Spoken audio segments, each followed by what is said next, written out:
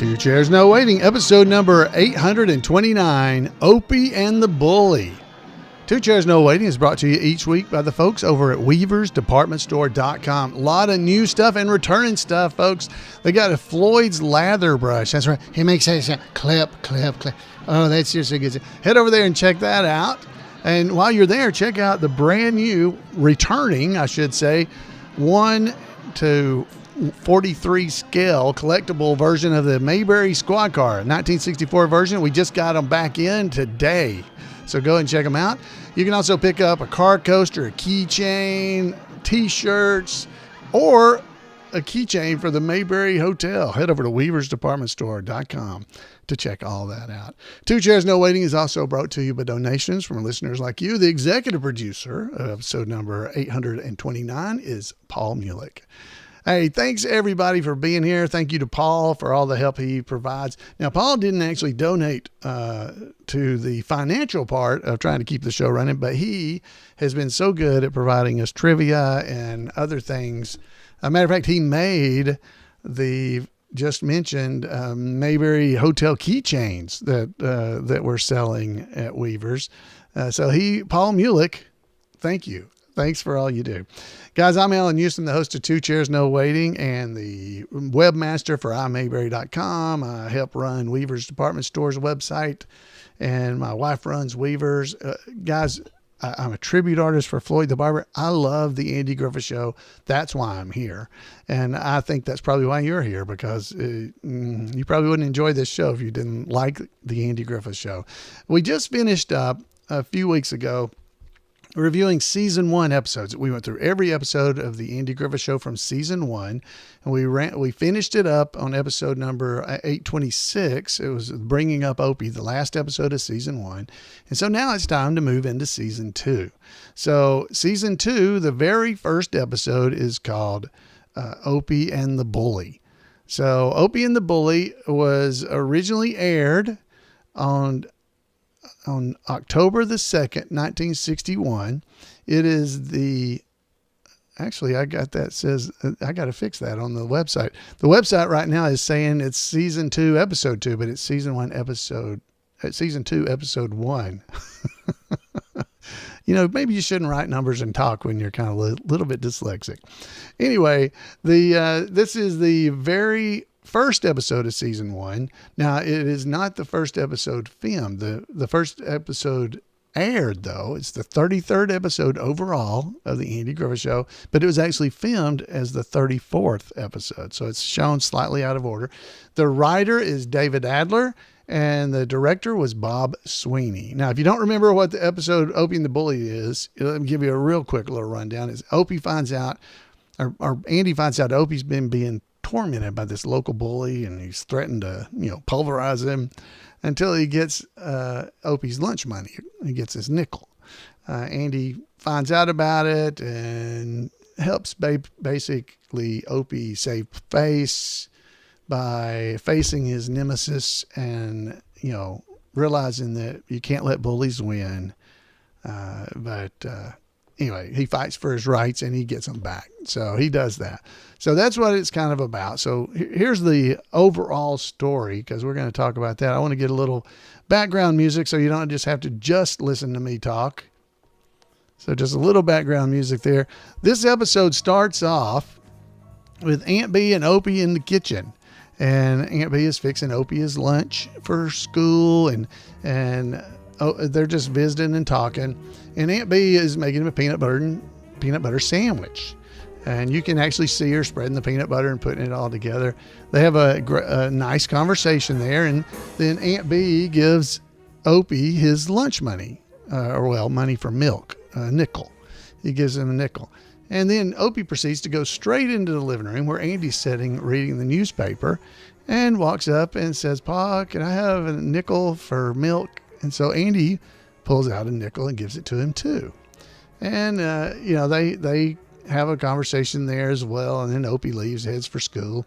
Aunt Bee comes in to pour Andy some coffee after Opie had left, and they're talking, and he mentions giving Opie a nickel, and Aunt Bee says, "Well, I already gave him one." He's like, wonder why he would want two. And they don't know, but Andy decides that he had figured that out that evening. Well, we find out much quicker because the next scene shows Opie walking down the street there in Mayberry, and this little boy steps out from behind the corner and basically begins to threaten Opie about paying to come past his street corner, to walk on his street. And Opie tries to reason with him, says, look, it's hard to drink milk. It's hard to eat a peanut butter sandwich without milk.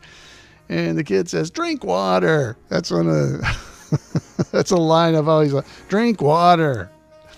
But Opie in the end is threatened if he won't give him the money, the little boy is going to beat him up. He's going to punch him and pulverize him, and he's got a whole list of things that he's going to do to Opie. And so rather than getting hit, Opie cows down a bit and, ends up giving the boy his nickel.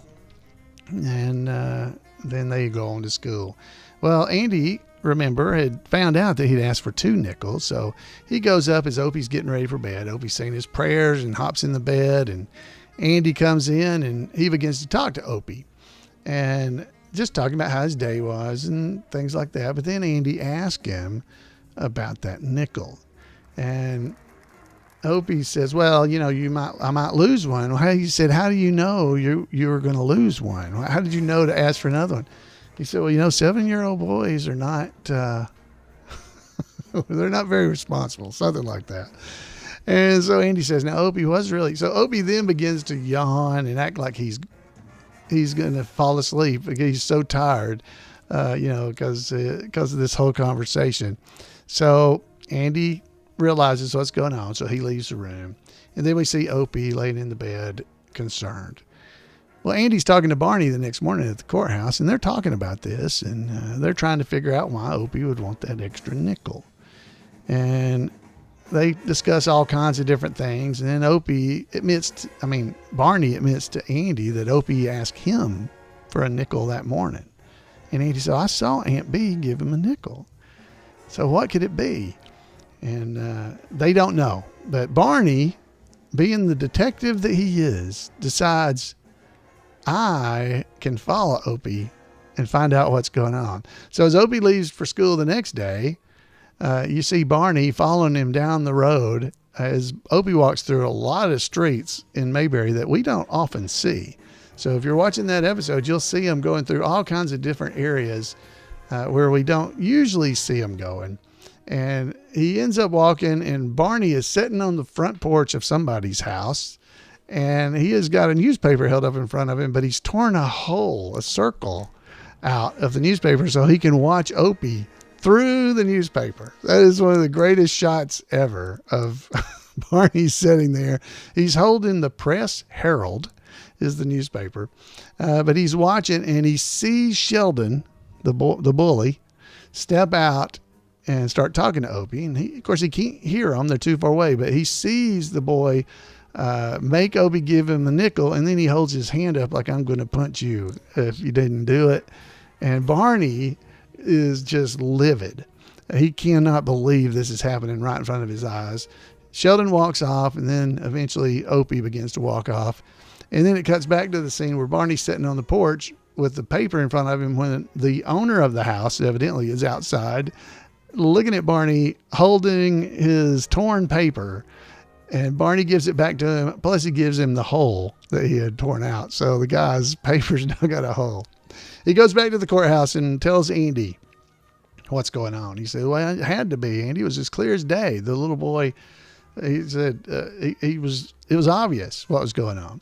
And he offers to teach Opie some self-defense. And Andy says, no, he doesn't need to learn to fight, but I don't want him to be afraid to stand up. I don't want him to be one of those boys that goes around picking fights, but I also don't want him to be afraid.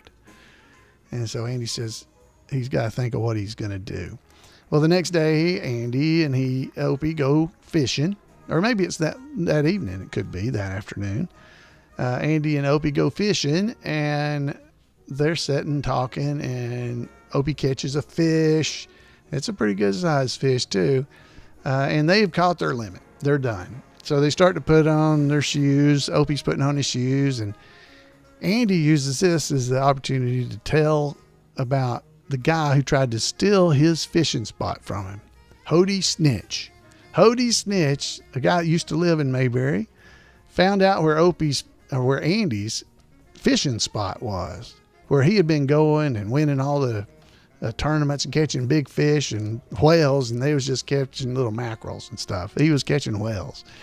And he begins to tell Opie the story and how the boy had threatened him and was going to beat him up and all this kind of stuff. And Opie's like, well, Paul, why didn't you just stop him? He said, well, he was a big fella, and I was a little afraid about it. And Opie's like, oh. So Opie begins to realize that Andy's talking about the same kind of situation that he's in. And he sets Opie down to tie his shoe because the shoe didn't get tied well. And he continues telling the story. And Opie's listening very intently now because he says, and then Hody had done that. Yeah, because he tried to steal your milk money. I mean, your fishing spot. Andy goes, right. And he continues to tell Opie about Hody Snitch and how Hody had threatened him, but one day Andy decided he'd stand up to him. He was going to fish anyway, and Hody ended up, he didn't back down. He ended up hitting Andy right in the nose, he said, and that's what happened. And Opie's like, oh. He said, you know what? Didn't hurt at all. I realized what I'd been afraid of for so long was not near as bad as what I had thought. And so he lit into him like a windmill in a tornado, I believe is the right term. And Opie is taking all this to heart, stepping out and telling the story a little bit. But isn't this amazing? We watch Andy and we just wish we were parents like this. I mean, I realize it's a TV show, but what a great job he does encouraging his son without taking the pride away from his son, without letting his son know what he was doing. And so he and Opie continue to walk away from the fishing hole, and Opie keeps asking questions. You sure it didn't hurt, Paul? No, not a bit. Didn't hurt. Huh. And so they walk away, and as Andy's tucking him in that night, Andy gives him a kiss and starts to walk out of the room, and Opie says, did it bleed much? And went, and just walks out the door. So you see Opie just laying there thinking. And then you see Andy the next morning in his room getting ready to go to work or, to go to the courthouse. He's putting on his clothes, putting on his shoes and stuff. Opie comes walking in with a bundle of clothes and asks Andy if he would take them to the courthouse just in case somebody was to get into a tussle and get all dirty and scratched. And because Aunt B overreacts to that. And Andy kind of agrees. Yeah, she does put on, doesn't she? So he agrees that he'll take them to work. And Opie walks out of the room, and Andy's just holding the clothes and looking at them. And you see the concern of Andy about his son, about what he's probably fixing to do. And then Opie walks back to the door, and he says, you sure it didn't hurt? And Andy just gets up out of the chair, walks over, picks up Opie, and hugs him. This is one of those teary moments on the Andy Griffith Show, very similar to the Mr. McBeebe episode where we see Opie and Andy's relationship as father and son. What a great, great relationship this is. Andy puts Opie down, and he just looks at him. They nod, and he leaves. Cuts to the courthouse, and we're looking at the clock in the courthouse. It's 8:25, and Andy and Barney are looking out the window. And he's thinking about, you reckon he's at school yet? And Andy says, no, he'd just be leaving right now. And they are just standing there looking. And Barney says, well, I think I'm going to go on patrol. And he said, you get back here. You can't go do that. And so Barney said, yeah. So it's like 8:28. And Barney and Andy are still looking out the window. Barney's doing everything he can to try to not want to leave. And he gets up again and says, I'm going to go on patrol. And Andy says, no, get back here. You'll ruin everything. And so there's a long section of basically no dialogue at all. Andy's hitting his pencil on the blinds. Barney takes it away from him, and then he proceeds to walk around tapping on things with it. Then he stops. Well, he cut to go see Sheldon, basically trying to get his money from Opie. And he's like, are you going to give it to me or not? And Opie just stands there kind of with his teeth gritted looking at him and kind of closes his eyes. And we know what's about to happen. And the scene cuts to Andy and Barney sitting there on the desk. And the door opens, and there's Opie standing in the door. And Andy and Barney run to him. Opie, are you okay? And Opie's got a black eye, and he's dirty and scratched up, but he's grinning and so proud of himself because he stood up to this bully, and he said, you know what? It didn't even hurt. And I lit into him like a windmill in a tornado. And here's your nickel, Pa. And here's your nickel, Barney.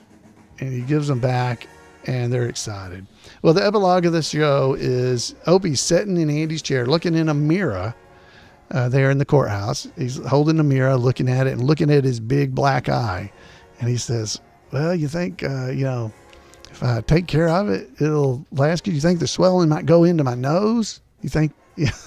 And Barney comes walking in and has some meat, steak, because supposedly you put a steak on a black eye, it'll help reduce any swelling and pull the blackness out of the eye as well, the color. And Andy starts to get the steak ready to put on Opie's eye. He says, you going to put that on my eye? And he says, yeah, it'll help the swelling. And the color too? And Andy goes, yeah. And Opie looks all sad. So Andy goes, well, you know what, Barney? When a guy wins a trophy, you don't hide it from people. You show it off. So Opie, I bet if you take care of it good, it'll last a while. It might last a week or two. And Opie grins and looks into the mirror and begins to keep looking at his black eye. Andy just smiles at him, and we fade to black. And that's the end of the episode. What a great episode this is. This is one of them similar to Mr. McBee because it's what brings to mind, especially that entire scene where Opie comes into Andy's room to give it to him. Give him that thing. Now, there is one part there I left out when Barney and Andy are sitting there in the courthouse waiting to find out what happened. Andy he says something along the lines of, you ever wonder if you made the right choice and the right decision? You did the right thing. And he's worried about Opie, you can tell. You just see that relationship between the father and the son, and wow, it is such an amazing thing. All right, so that is the rundown of the episode. So here's a few odd facts known by a few. One of them I don't have listed on our website, but it will be soon. The website I'm talking about is mayberry.info, by the way. If you don't know, if you go to mayberry.info, all these episodes and all this information is there. So you can go and read that. I'm adding and updating every time I do an episode of the podcast about an episode of the Andy Griffith Show. So this was the first time we ever saw Andy's room on the series, by the way. This was the very first time when he went in there with his clothes bundle, Opie did, to give to Andy. That was the first time we ever saw Andy's room. So that's an odd fact known by a few for you. All right. So the writer, David Adler, he also wrote 2 episodes of Dick Van Dyke Show, in case you didn't know that. Just a little bit of behind the scenes stuff. So on the wall of the courthouse, where we always had the upside down map of Idaho and a map of Nevada. Well, those are gone now, and we see the North Carolina map is on the wall back there. So it's a map of the eastern seaboard with North Carolina centered. So we see that now on the wall of the courthouse. So this is the first time we see that, and it'll be there for a little while. Andy constructs the entire character about Hody Snitch to illustrate to Opie that everyone has to deal with a bully at some point in his life. So Andy made up that character, or at least we assume he did, because but it was what a great story he made up to help Opie. Let's see. So Sheldon, the little boy that played Sheldon, his name was Terry Dickinson. the bully. He was also in the episode the Keeper of the Flames, where they burned down Jubal's farm, his barn.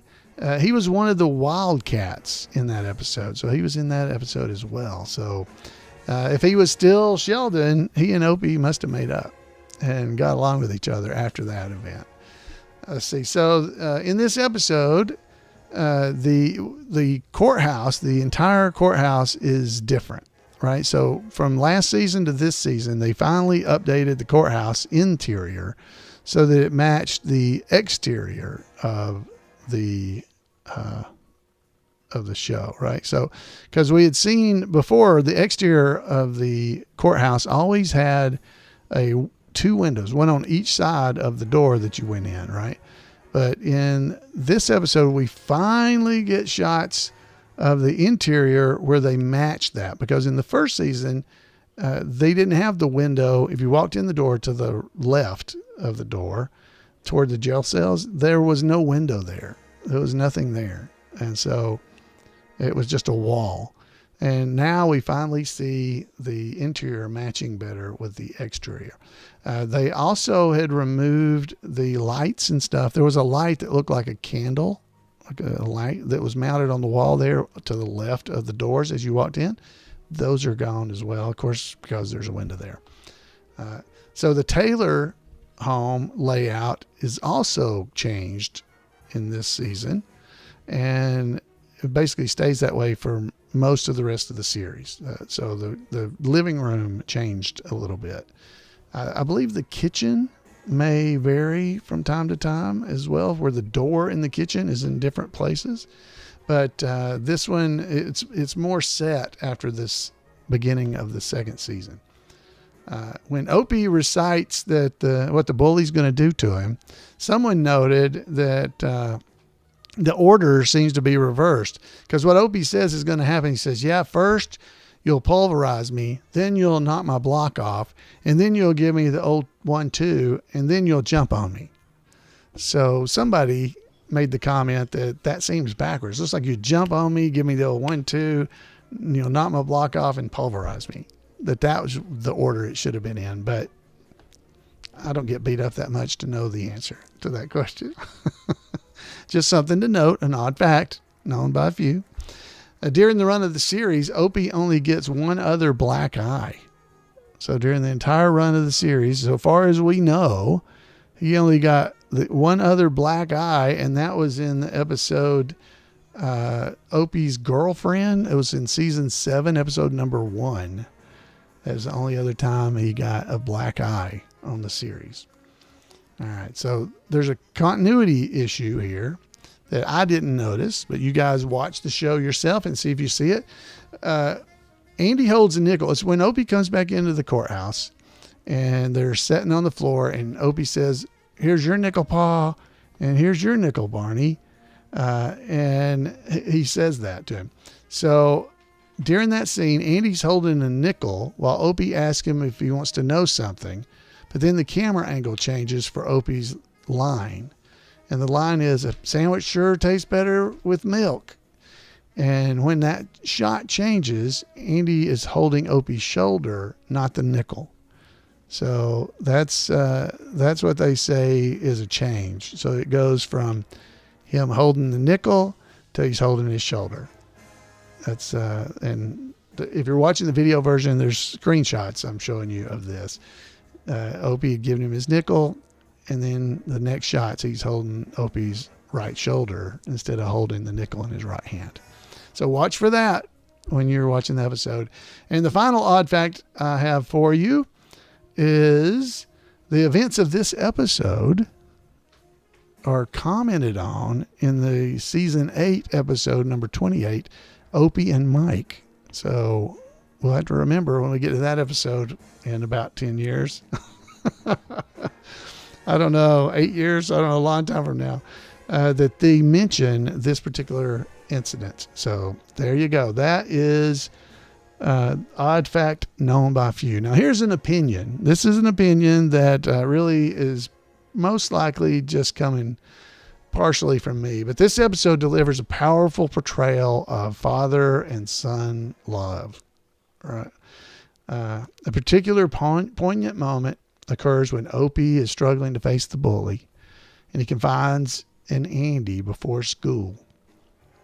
Andy's simple act of lifting Opie up into his arms and conveys volumes of the support through a silent, affectionate expressions, and provides him with the strength that he needs. Provides it to Opie and maybe to Andy too. But that's just an opinion. But it's an amazing thing to watch. If you watch that episode, I think it'll touch you. It'll definitely touch you. All right, guys, we have got some trivia to play now. If you guys are ready for trivia, so get out your pencils and paper. We have our folks over in our chat room that are going to be playing along as we go. So let me get a little background music for the trivia. There we go. From the VW Boys. I want to appreciate them. Thank you, VW Boys. If you've never seen them, now you'd see Troublesome Hollow at Mayberry Days, but for years, Tim White was a member of the VW Boys, and that is their music we're being allowed to use. So thank you to Tim and the VW Boys. All right, guys, so here comes our questions. This is a Who Said It question set by Paul Mulik, our executive producer of this episode. He sent in a Who Said It. Now, perfect score in these questions will be 8 points, and there are no hints at all. And there's a bonus that's going to be a tough one. Okay, so this is tough. I feel like I shouldn't even tell you the answer of it and see how many of you can actually email me the answer, because this is going to be a tough one. But I don't know if I'll do that to you. Okay, so here we go. These are all Who Said It, and there is a connection between all of these questions. So that's what you're trying to figure out as well. All right, here we go. Question number 1. Who said it? Swanee. I lived among them. They're devils. Who said that? Who said it? The Swanee. I lived among them. They're devils. Okay. Everybody's putting their answers in the chat room. And the answer is Colonel Harvey said that in Aunt Bee's Medicine Man. That's when he said it. Okay, so it was Colonel Harvey. Question number 2. Who said it was your heart talking to my heart? Who said it was your heart talking to my heart? So hard not to try to do the voices. Okay. So the answer, you'll have to pause if you're not watching this live on Monday nights with our chat room. You can head to live.2chairsnowaiting.com and join in with them any Monday night at 8 p.m. Eastern time.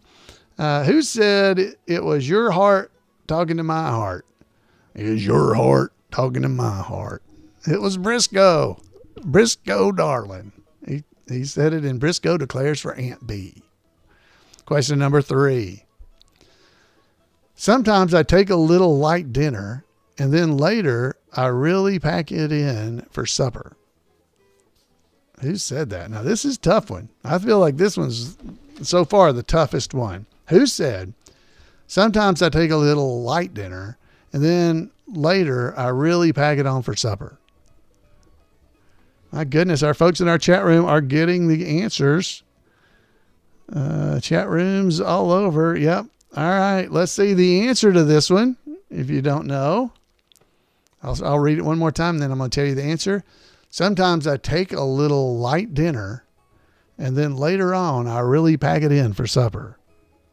It was Jeff Pruitt in The Farmer Takes a Wife, the skipper from the Gilligan's Island. If you don't remember who Jeff Pruitt is, but he's the one that said it.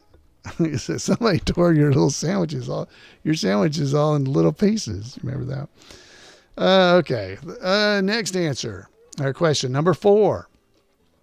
Who said, well, let me tell you, gravy is no joke? Who said, Well, let me tell you, gravy is no joke.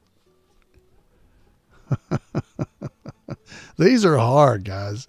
I am impressed that folks are getting these right in our chat rooms. Are you getting it right? I don't think I would have gotten this one or the last one. I think I got the first two. But I don't know that I would have gotten this one. Okay, the answer to this one, well, let me tell you, gravy is no joke, is Fred Goss. Fred Goss over at the dry cleaners. He said it in Wedding Bells for Aunt B. That's who said it. Yeah, the dry cleaning man. Good job. All right. Question number 5. Who said just the usual routine in my office, one day's just like another? Who said that? Who said just the usual routine in my office, one day's just like another? Oh, this one may be stumping some people. I'm not seeing a lot of answers coming flying at me. I'm not seeing a whole bunch. Yeah, not seeing the answers flying at me like they had been. So I'm not sure. Not sure if they're getting these or not. Folks over on our YouTube channel seem to be getting it. The answer is Howard Sprague said that in Howard's New Life. That's a color episode, obviously, but Howard Sprague is who said it. Just the usual routine in my office. One day is just like another. All right. Question number 6. Question number 6. We've got to use that. Who said that? We've got to use that. This one's really hard. I would have never got this one because that seems way too hard to get. Who said we got to use that? Oh, nobody is jumping in on this one. Oh, somebody got it. Emmett in our chat room, he got it, but he doesn't know his name. So the name of the character, I can tell you that, and you're still not going to know, probably. His name was Gilbert Jamel in TV or not TV. It was Gavin McLeod from Love Boat that played that character when they were robbing the bank. He was the crook. That's him, the producer. Yeah, the director of the what he was proposing to make, right? That's him. All right. So if you got, I'll give you a little bit of credit if you said it was the crook. If you said it was the director or producer or whatever he was on that episode, there you go. All right. Question number 7. That one is a tough one. Good job, Paul. Question number 7. This is our last question. Okay. Now remember, all the questions we've already done, they're related in some way. They're related in some way. Okay. All right. Number 7. If this works out, you could become our official representative. This one's really tough. If this works out, you could become our official representative. I feel like this one's really hard. Okay, so I don't know this one. Oh my goodness. Emmett Clark in our chat room has gotten it right. Who else? Is anybody else getting it? I don't see anybody else jumping out with the answers. All right. The answer to this one, this is, here we go. The answer to this one, if this works out, you could become our official representative. It was Willard Foster in the episode The Foster Lady, when Aunt B became the spokesman for the Foster furniture polish stuff. Mr. Foster, you know, he was a man in a hurry, right? Was that who he was? The same guy. All right. So, okay, here we go. So, all right. So there you go. There's all the answers. All right. So the bonus question for the number 8 would be, what do all of these quotes have in common? Okay. All these quotes have in common. Okay. Swanee, I lived among them. They're devils by Colonel Harvey. It was your heart talking to my heart by Briscoe. Sometimes I take a little light dinner and then later on I really pack it in for supper by Jeff Pruitt. Well, let me tell you, gravy is no joke by Fred Goss. They're all connected. Just the usual routine in my office. One day is just like another by Howard. We've got to use that by Gilbert Jamel. Okay. And finally, if this works out, you could become our official representative by Willard Foster. What did these all have in common? Folks are posting them online. The answer is not Paul Mulik used them in trivia questions is not a good answer. That's a great try though. That's a really good one. That's a good guess. You should get half a point for that, I think. Let's see here. They're all getting close. All right. So the answer, did Don basically got it. Okay. So Don Good in our chat room said they all involved meals. And so Paul Mulik, who wrote the trivia questions, is saying that Don, playing Don Good in our chat room, basically got it right. So the answer that Paul had written here was all of these quotes, all of these who said it's, were spoken by men who had just been served a meal prepared by Aunt B in the Taylor home. Oh, Paul, I'm clapping. Wow. That is good. So they all involved meals. So that was, if you said anything like that or had that inkling, I salute you. Great job. Paul, great job on the trivia. That is amazing. Amazing work for these quick trivia questions. I really do appreciate all the time you spend coming up with these great answers and great trivia. It's just a lot of fun. And if you can't get them right, doesn't matter. As long as you have a good time listening to them and they bring back memories of the Andy Griffith Show, that's what it's all about. Paul is now asking if we want to hear him singing Eating Goober Peas. And no, it's all right. Good night, Paul. Good night. Yeah. All right, folks. I hope you enjoyed that. I certainly did. I'd love to hear from you. You can give me a call at 888-684-8415. You can email me at floyd@imayberry.com or drop by over at twochairsnowaiting.com. You may have to go currently to imayberry.com/podcasts. Takes you to the same place. And leave me a note there because I would love to hear from you. My domain name's not working quite correctly at the moment, but I'm trying to get that fixed. So hopefully that will be short term and everything will be good. Folks, thanks so much for being here.